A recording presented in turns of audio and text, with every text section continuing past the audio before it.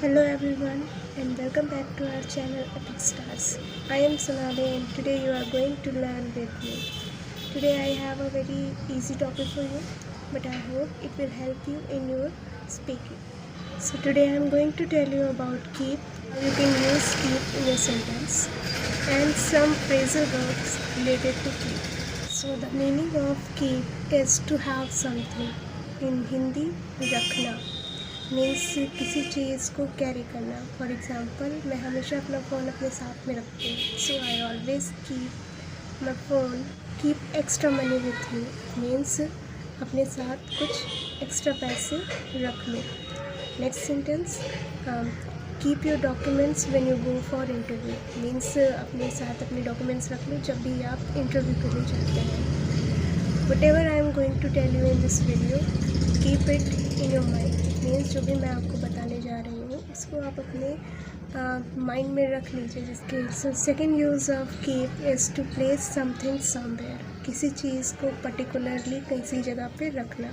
Second, जो पहला हमारा सेंस था उसमें था किसी चीज़ को अपने साथ में कैरी करना. फॉर एग्ज़ाम्पल, मैं हमेशा अपने साथ में अपना फ़ोन रखती हूँ, मतलब आप उसको कैरी करते हैं. सेकेंड चीज़ होता है किसी चीज़ का पर्टिकुलर एक प्लेस बना देना. देखिए, कीप का यूज़ रखने के लिए होता है, पुट का यूज़ भी रखने के लिए होता है.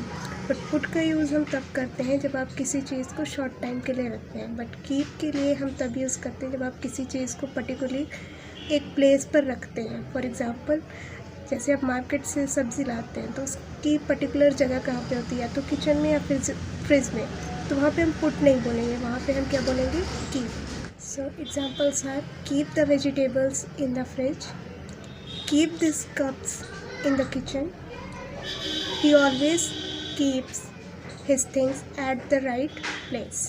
So यहाँ पे हम चीज़ों के बारे में बात कर रहे हैं जिनका एक पर्टिकुलर प्लेस बना हुआ है. फॉर एग्ज़ाम्पल, जैसे आप कपड़े पहनते हैं, सो बेसिकली उसकी जगह कहाँ पे होती है, तो आप उसको कबर्ड में रखते हैं. ठीक है.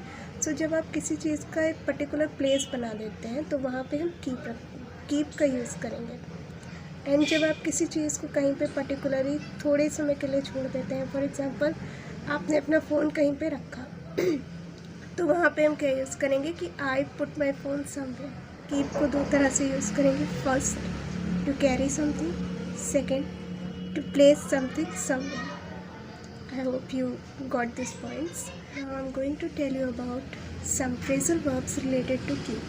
So our first phrasal verb is keep on. So the meaning of keep on is जारी रखना. जहाँ पे हमारा काम होता रहता है सो वहाँ पे हम keep on का यूज़ करते हैं. जैसे कि वो हमेशा सोचता रहता है. He always keeps on thinking. जो मुझे परेशान करता रहता है. He keeps on disturbing me. मैं हमेशा उसे समझाती रहती हूँ. I always keep on making him understand. So जब भी आप keep का यूज़ करेंगे, first of all you have to use keep according to subject. Means अगर आपका सब्जेक्ट he, she, it और name है, सो आपको keeps यूज़ करना है. बट अगर प्लरल सब्जेक्ट है तो आपको keep ही यूज़ करना है. एंड आपको फोर्थ फॉर्म का यूज़ करना है, मीन्स आईएनजी फॉर्म का यूज़ करना है.